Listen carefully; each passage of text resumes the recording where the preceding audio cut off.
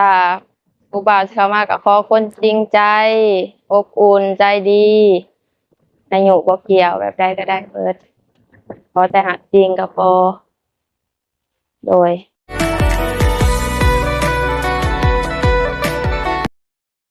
โดยสบายดี สบายดี สบายดีสาวโสดหน้าใหม่เนาะทุกคนมื้อนี้ก็มาเป็นครั้งแรกเนาะ ก่อนอื่นก็ขออนุญาตถามข้อมูลของเจ้าก่อนชื่อแนวใด ชื่อหลินชื่อแหล่ สาวแหละจ้ยอายุได้จักปีปัจจุบัน 26 ปี โอ้โดนคือผ่านมานี่เคยแต่งงานบ่หรือว่าแนวใด เคยแต่งงาน มีแบบมีลูกมีหยังบ่ มีลูก1 คน อืมอืมอย่าห่างบ่หรือว่ายังตายจากกัน อย่าห่าง คือเจ้านี่โสดมานี่ได้จักเดือนจักปีแล้วตอนนี้ 3-4 ปีแล้ว อืมก็ถือว่าปะให้ตัวเองโสดโดนเติบเนาะ แม่น เป็นแนวใดแบบในระหว่าง3 ปีนี่มันบ่มีไผเข้ามาหรือว่าเราบ่เปิดไผเข้ามา ก็มีคนลมอยู่ อืม แต่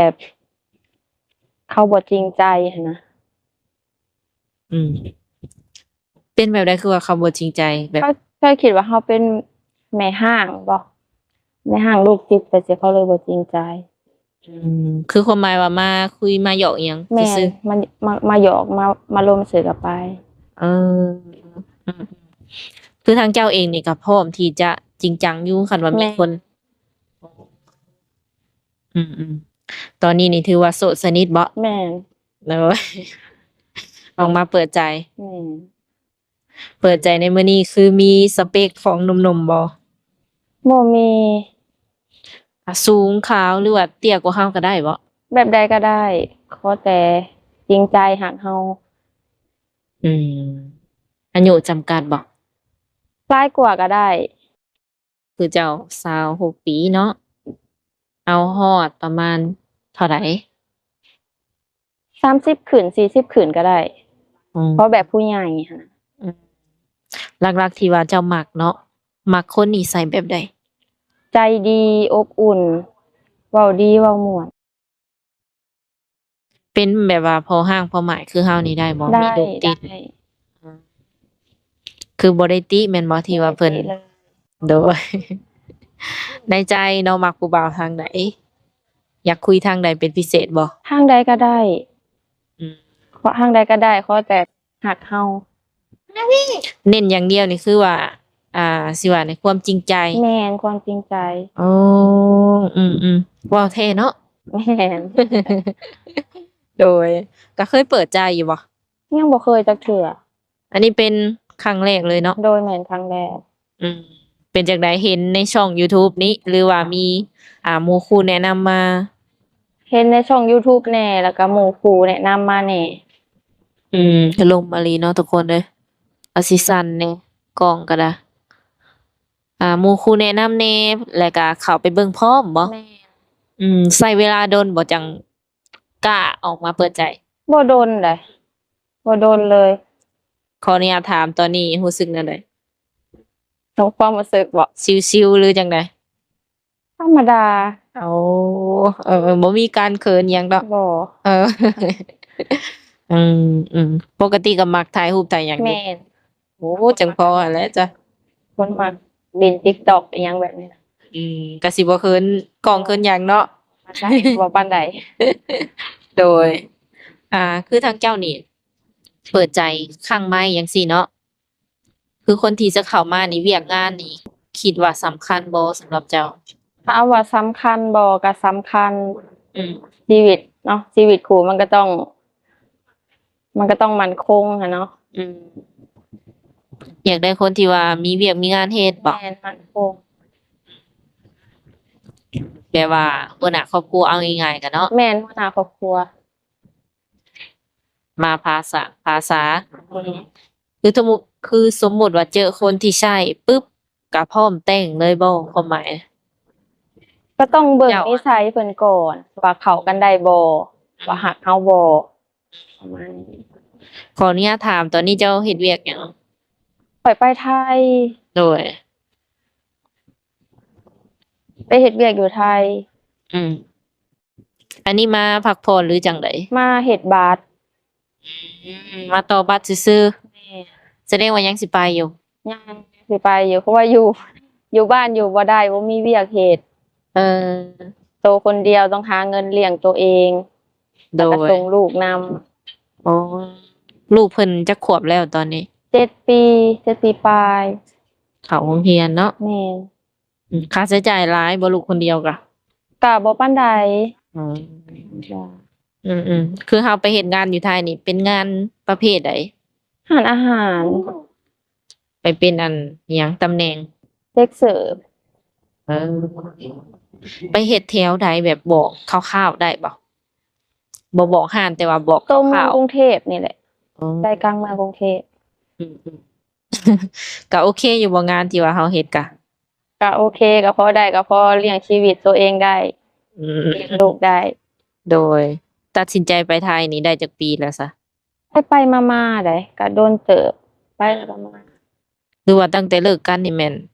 ไปเลยบ่ แม่น อืม เลิกกันแล้วก็ไปเลย แบบว่าเฮาเป็นเด็กเสิร์ฟจังซี่นะส่งสิมีลูกค้ามาจีบเนาะ มันก็มีแต่คนมีลูกมีเมียเนาะเฮาก็บ่ค่อยหลินน้ำเพิ่น บ่ได้หลินน้ำเพิ่นนั่นแหละเพิ่นลูกค้ามาก็มีแต่คนมีครอบมีครัวเบิดนั่นน่ะ เออหากเพิ่นก็หยอกเพิ่นก็ยังเฮาอยู่ หยอกก็หยอกแบบนั้นแหละ อืม ก็อยากได้คนที่พร้อมสร้างพร้อมสาไปนำกัน อืม คันว่าหยอกก็มันก็คือว่าแหละคุยไปวันๆเนาะ แม่ อืมผู้บ่าวแถวบ้านแถวหยังนี่เด้ซะเฮามาบ้านจังซี่นี่เขามาลิ้นนำบ่ บ่มีได้อยู่บ้าน เออ เขาก็ฮู้เนาะว่าเจ้าโสด ฮู้ เออ แถวบ้านก็มีแต่ผู้บ่าวโสดเนาะแม่ฮ้างเขาก็บ่อยากได้ เออ สิติอยู่วังที่ว่าเฮาเป็นแม่ห้าง แม่น เพิ่นปัดโสด แม่ หากสีแนวความคิดอาจจะต่างกันเนาะแต่ละคน บางทีทางฝั่งไทยหรือว่าอยู่ต่างประเทศเพิ่นอาจจะบ่ได้โฟกัสตรงที่ว่าเฮาเป็นแม่ห้างแม่ไม้จังซี่เนาะอืมและคือเจ้ามาพักจังซี่ประมาณจักมื้อจังได้กลับแล้ว 2-3 ทิศ โอ้โดนอยู่เนาะ แม่น ช่วงนี้นี่ถือว่ามีเวลาคุยกับหนุ่มๆบ่ มีอยู่ส่วน เนาะ มีอยู่ถ้ากลับไปไทยก็มันก็สิเป็นเวลาเนาะเฮาเฮ็ดเวียกเฮ็ดงาน อืมทิศ2ทิศก็ถือว่าโอเคแล้วแม่นบ่คันว่าเจอคนที่ว่าใช่นี่ก็แม่นจะปิดคลิปคุยกับเพิ่นเลยบ่หรือว่าแนวใดประมาณ โดย อืม ปิดคลิปเลยเพราะเฮาก็ต้องมาหาคนที่หาหัวหน้าครอบครัวหั้นนะว่าซั่นเนาะ อืม ถ้าเจอคนจริงใจก็ปิดเลย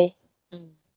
คือเฮาเบิ่งคนนี่ประมาณจักเดือนเบิ่งจังเบิ่งออกว่าคนนี้เป็นแนวใดตามที่เคยคบมา 4-5 เดือนประมาณนี้แหละ เบิ่งออกแล้วเนาะ อืม อืม เผลอๆก็บ่ฮอดซ้ำบ่จัก โดย ที่ผ่านมาก็ไวแป๊บเดียว 2-3 เดือนก็หายไปแล้ว อืมเพิ่นหายไปเอง ส่วนหลายเพิ่นหายไปบ่รู้ว่าเฮาบอกเลิกเพิ่น เพิ่นหายไปเผื่อกับบางทีคนเฮามันลงกันนิสัยมันบ่เข้ากันหั้นนะ โดย ขออนุญาตถามเจ้าเป็นคนนิสัยประมาณใด นิ ใจ สัย ร้อนใจเย็น ก็บ่ได้ใจเย็นกับบ่ได้ใจร้อนธรรมดาข้อยเป็นคนเหตุผลต้องมาก่อนข้อยเอาเหตุผลเป็นหลัก มีหยังเว้ากัน อืม คันบ่มีเหตุผลข้อยก็บ่โอเคข้อยเป็นคนมีเหตุผล เออ เออ คือไปลิ้นไปหยังนี่อนุญาตอยู่บ่คันว่ามีแฟนและแฟนขอไปลิ้นจังซี่น่ะให้ไปลิ้นไปหยังอยู่บ่ ให้ไปแต่เขาก็ต้องเบิ่งสถานที่ อืมก็อยากแอบห่วงแน่ แม่น อืม ไปนี่ ไปให้ลามาให้ครอบคือเพิ่นบ้านน่ะบ่ แม่น หักส่วนตัวของเจ้าเองมักไปลิ้นอยู่บ่ บ่ได้แต่ข้อยมาข้อยก็บ่ได้ไปได้ข้อยบ่ได้ไปไสเลย ไปแต่เฮือนน้าสาวค่ำแล้วก็มาเฮือน อยู่ฝั่งไทยพุ่นได้ซะ ช่วงไทยก็บ่ได้ไปแฮงบ่มีเวลาเลย อืม บ่มีเวลาไปอยู่ค่ะ มันบ่มีมือพักเลยบ่ มันบ่มีมื้อพักนอกจากเฮาแบบบ่ไหวแล้วเฮาก็ขอเพิ่นพักอีก เฮ็ดงานแบบร้อยเลยเนาะ แม่น คันเวลาเข้างานเนาะสมมุติว่าเรากลับไปฝั่งไทยแล้วนี่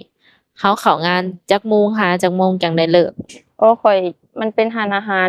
เข้างานประมาณบ่ายเลิกก็ประมาณเที่ยงคืนห่างไกลนี่คือว่า หากยังไหว้เนาะก็ยังสู้เนาะ ได้ อืมแต่ที่นี่คิดว่าคันไปเฮ็ดงานแล้วสิมีเวลาให้เพิ่นอยู่บ่ มีเวลาก็สิแบ่งมา แบ่ง แบ่งมาคุย เอา เผื่อคนสำคัญนั่นแหละเนาะ อ่าแต่ที่นี่ในระยะเวลาที่ว่าเราพักผ่อนอยู่บ้านเนาะเพิ่นเห็นคลิปประมาณนี้นะแล้วเพิ่นอยากมาเบิ่งตัวจริงจังซี้ ได้มาได้ อ๋อ บ่มีปัญหามาได้ เพราะว่าช่วงนี้ก็อยู่บ้านยังบ่ได้ไปไทย สามารถมาหาได้อยู่ไส อยู่เฮือนเลย อนุญาตเลยแม่นบ่ มาได้ เออ บ่ได้ติดเลย โดยคันว่าเพิ่นบ่สะดวกมานัดเจออยู่เมืองไทยก็ได้อีก เมืองไทยก็ต้องเบิ่งวันหยุด อ๋อ แบบสิ อืม ว่าเฮาสะดวกบ่ประมาณนี้ ๆคันหยุดก็รายจ่ายก็ต้องได้อันถูกหักบ่ แม่น เออ ถึงหัก อืมมื้อหนึงนี่ประมาณเท่าใดสมมุติว่าเราขาดปึ๊บ 500 เออ ก็สิขาดรายได้ไปแล้ว500แม่นบ่อันนี้ก็ค่อยว่ากันอีกทีละทีหลังเนาะ โดยกลับมาที่ครอบครัวเรือนชานบัดนี้เนาะปัจจุบันนี้เจ้าอาศัยอยู่กับไผ อยู่น้ำหญ้าตั้งแต่ตั้งแต่เกิดว่าซั่นอยู่น้ำหญ้าบ่ได้อยู่กับพ่อกับแม่ แบบว่าแนวใด พ่อแม่แยกทางกัน เออ โดยคือเจ้าอยู่กับย่าเป็นหลักบ่ แม่น หักเรื่องแบบว่า ดูแลเนาะอยู่ในความดูแลนี่ของพ่อบ่หรือของแม่ ของหญ้า พ่อแม่นี่เพิ่นบ่เกี่ยว เพราะว่าเพิ่นมีครอบครัวใหม่แล้วก็บ่อยากไปยุ่งเกี่ยวกับเพิ่น เอออืมมีหยังนี่แม่นต้องได้ผ่านย่า แม่ แล้ว แม่น คันเรื่องแบบว่าสร้างคู่หรือว่าสร้างครอบครัวนี่ก็แม่นปรึกษาย่าแล้วแม่นแล้วบ่ แม่น โดยเพิ่นจะบ่แม่นเพิ่นแยกทางกันแบบตั้งแต่ยังน้อยบ่ แม่นตั้งแต่ยังน้อย อืม แต่ข้อยก็ตั้งแต่จำบ่ได้ข้อยก็จำบ่ได้ ป้าจะบ่ได้อันนั้นบ่ หือ บ่ได้เข้าโรงเรียนบ่ ข้อยจบม. อ่านออกเขียนได้เนาะ .2 แม่น ลาวไทย ได้ เรียบร้อย เป็นแนวใดคือว่าออกกลางคันม. 2ตอนนั้น อยากหาเงิน ในความคิดฮะ แม่นอยากหาเงิน เพราะว่าเฮาบ่มีพ่อมีแม่ซัปพอร์ตเนาะแล้วก็ต้องอยากหาเงิน อยากได้นั่นอยากนี่ก็ข้อยก็หาเงินซื้อเอง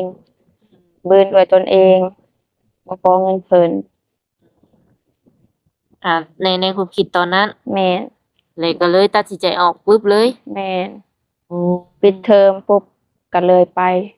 เลยไปกับน้าสาว อืมโดย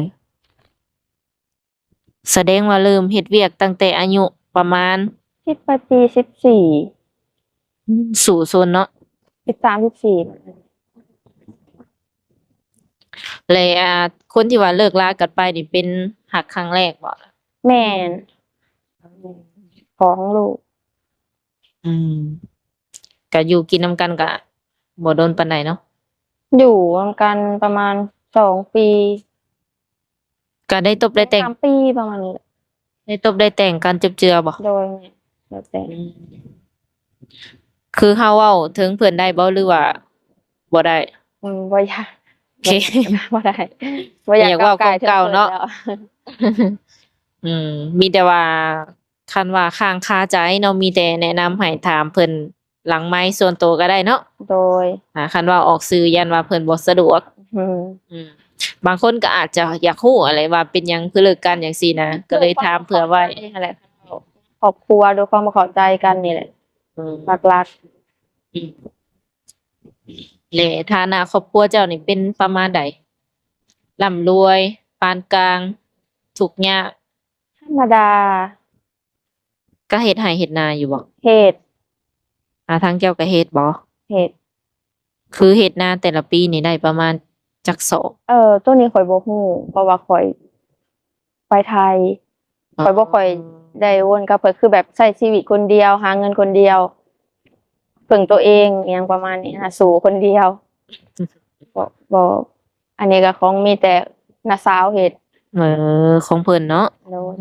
บัดลูกเฮานี่อยู่นำไผเวลาเฮาไปหาเงิน อยู่น้ำย่าเพิ่นอยู่น้ำย่าตั้งแต่เกิด อืมอยู่เฮือนนี่จักคนตอนนี้ เอาหลายคน5คน อืมในอนาคตเนาะสมมุติว่าเฮาสร้างครอบครัวจังซี่นะอยากให้เพิ่นมาอยู่นำหรือว่าอยากไปอยู่นำเพิ่น แบบใดก็ได้ เอาที่เพิ่นสะดวก เอ้ย คันเพิ่นมาขอไปอยู่นำนี่ก็แสดงว่าไปได้ ไปได้ ไกลๆไปได้เบิด ไปได้ เอาลูกนี่คิดว่าจะเอาไปนำบ่ บ่ ถ้า ได้ ว่า เอา สร้าง ไป ครอบครัว บ่ได้เอาไป เพิ่นก็ติดเฮาอยู่บ่ ติดเพิ่นก็มา เออ เพิ่นก็มา อืมยันว่ามีลูกติดแต่ว่าลูกบ่ติดนะ บ่เพิ่นก็มา เพิ่นก็ฮู้อยู่เนาะ อืมไปอยู่นำได้ เรื่องเวียกเรือนเวียกซานนี่เฮ็ดเป็นเบิดบ่ เป็น ได้เบิด ได้ กับคงกับข้าว ได้ อืถือว่าพร้อมเป็นแม่สีเรือนแล้ว โดย เวลาที่เฮาอยู่บ้านจังซี่เนาะคันเพิ่นทักมานี่ช่วงใดแน่ที่ว่าเฮาสะดวก พร้อมรับสาย พร้อมคุยอิหยังซี้ ก็สิเป็นตอนเที่ยง กับตอนแลง2อย่าง ดึกสุดนี่นอนประมาณจักโมง 7-8 โมง แส บ้าน ดง เฮาก็ประมาณ8 โมง 9 โมงก็สุดๆแล้ว แสดงว่าคุย ได้ประมาณนั้นนี่แม่นต้องแน่นอน แม่น หรือว่าพิเศษบ่สมมุติว่าคุยถึกใจก็สิดึกเติบบ่ ก็สิได้อยู่ โดยถามเผื่อไว้เนาะย้านว่าโทรมารบกวนประมาณนี้คักกล้ารับสายกล้าเปิดกล้องอยู่ติ ได้ อืม เพราะว่าแหละเป็นคนมักคนมีเหตุผลเฮาคาเวียกก็ว่าคาเวียกเนาะเฮาว่างเฮาก็มาคุยอิหยังประมาณ อืมสไตล์นี่แบบเป็นคนตรงๆบ่ แม่น เจ้าอะนะ มีหยังให้คุยกันบ่มักหม้องใดให้บอกไม่ อืม ข้อยก็เป็นคนประมาณนั้นข้อยบ่มักหม้องนี้ข้อยก็สิบอก โดยก็สิแบบตรงไปตรงมา แม่น เบิ่งเพิ่นก็คือแบบนิ่งๆเนาะเป็นคนนิ่งๆแบบ เว้าปึ๊บคำใดคำนั้นเบิ่งทรง หากแต่ก็บ่ฮู้ดอกเนาะมีแต่ว่าศึกษาดูใจกันอีกเพิ่มเติม แม่น คือมี2ทางติดต่อให้หนุ่มๆของเฮาอยู่บ่ มี LINE เป็น LINE เฟซมีบ่ Facebook มันถูกระงับไปยังบ่ได้ตั้งใหม่ โอเคคันว่าเพิ่นขอมาแม่นแจกเป็น LINE แม่น เบอร์ WhatsApp ก็มีบ่ บ่ได้เล่น WhatsApp บริษัทบ่ได้เล่น อืมคือ LINE นี่แม่นเอารูปของเฮาขึ้นเองบ่หรือว่าแนวใดโดย ก็สิสะดวกทางเดียวก็คือ LINE แม่นบ่ แม่น อืมโทรมาได้ในช่วงเวลาที่ว่าเพิ่นบอกตามนั้นเป็นช่วงเที่ยงหรือว่าช่วงแลงแม่นโอเคเนาะ แม่น คืออยู่บ้านอยู่หยังจังซี่ปัจจุบันนี่น่ะแบบม่วนบ่หรือว่าเหงา มันธรรมดา ธรรมดา ธรรมดาเพราะว่าข้อยบ่ได้มักไปเล่นอิหยังขนาดนั้น โดย เลยธรรมดา ผู้ชายที่ว่าไปเล่นไปหยังนี่คือทางเจ้าก็โอเคอยู่ ก็ต้องเบิ่ง อืม ไปได้แต่บ่ได้ว่าสิแบบสิไปตลอดก็บ่ได้เฮามีครอบมีครัวเฮาก็ต้องเบิ่ง อ๋อ การกับสังคม โดย สูบยาสูบบุหรี่หยังนี่จังซี่รับได้บ่ ถ้าส่วนตัวก็บ่มักแหละแต่ถ้าเพิ่นเจอคนสูบอีหลีก็ต้องแบบสูบแล้วจึงมา ความหมายบ่มักกลิ่นมัน แม่ แต่บ่ได้ถึงขั้นว่าแพ้บ่ บ่ ก็ไปสูบไกลๆแล้วก็จังมาก็ ก็ ได้ ได้ มีหนวดมีเคราโอเคบ่ ได้บ่ บ่ติ ประมาณนั้น ขออนุญาตถามแบบเฮามีโรคประจำตัวบ่ บ่มี แข็งแรง โอ้ย ปกติอืมคือในใจถามแบบตรงๆเด้อเฮาแบบอายุ16ปีเนาะคือเฮาเริ่มเปิดใจตอนนี้แหละมันมีคนที่เข้ามาแล้วมันใช่เฮารู้สึกดีกับเพิ่นเพิ่นรู้สึกดีกับเจ้าจังซี่นะคิดว่าจะแบบว่าตกลงปลงใจสร้างครอบครัวอีกเทื่อหนึ่ง ตอนอายุจักปี แต่28น่าจะ ประมาณนี้แหละ27 28นี่แหละ 28โอ้ก็บ่โดนเนาะ เพราะมันอายุ30มันก็หลายแล้วได้เพื่อสิเฮาสิใช้ชีวิตคู่กันอีก หักหญ้าเพิ่นก็บ่ได้ว่าบ่ที่ว่าเราจะมาเปิดใจหา บ่ ชี เพิ่น วิต บ่ได้ว่าก็แล้วแต่เฮาเลยเพิ่นก็เป็นห่วงนั่นแหละข้อยโตผู้เดียวก็ซ้ำบ่มีพ่อบ่มีแม่เพิ่นก็อยากให้ได้หัวหน้าครอบครัวสิเบิ่งแยงเฮาได้ หักเรื่องอายุนี่เจ้าบ่ได้ติแท้ บ่ได้ติเลย ๆอ๋อสิว่าไดส่วนใหญ่ก็สิมี40 50เนาะหรือว่า60ก็มี FC ของเราอะน่ะบางคนก็เพิ่นอายุหลายแต่ว่าเพิ่นก็ยังดูดี แล้วก็เลยถามเจ้าไว้ว่าแบบคิดว่าจะรับได้แท้ๆบ่อะนะ ได้ อ้ายเอ้ยน้องหรือว่าย่าเพิ่นนี่ถือว่าบ่มีปัญหาอยู่แล้ว บ่ แสดงว่าคันเจ้ามักก็แม่นก็แล้วบ่ แม่นมักแล้วก็แล้ว โอ้ลมมาเลย ลมแน่ลมว่าทุกคนเอ้ยอยู่แคมป์อะหยังแคมป์ไหนาอาจ้ะโอเคเนาะทุกคนสุดท้ายนี้มีหยังอยากฝากถึงผู้บ่าวที่ว่าเพิ่นสิเข้ามาคุยนำเราบ่ เอ่อถ้าผู้บ่าวที่เข้ามาก็ขอคนจริงใจ อบอุ่นใจดีอายุบ่เกี่ยวแบบใดก็ได้เบิดขอแต่หักจริงก็พอโดย เบิดเท่านี้เนาะ ก็มีแต่สิได้ขอตัวโจไว้ก่อนเนาะเพราะว่าลมแรงทุกคนบ่ไหวเพิ่นก็คือสิหนาวเติบแม่นบ่ โดยคันว่าเพิ่นทักมาก็แนวใดก็อย่าลืมตอบเพิ่นเด้อพิจารณาเพิ่นแหน่เนาะคันว่ามักหรือบ่มักแม่นบอกไปตรงๆเลยก็ได้ แม่น โอเคสำหรับคลิปนี้สาวบุญเปียงและก็เท่าแหละ สาวแหล่ขอตัวโจไว้ก่อนสบายดี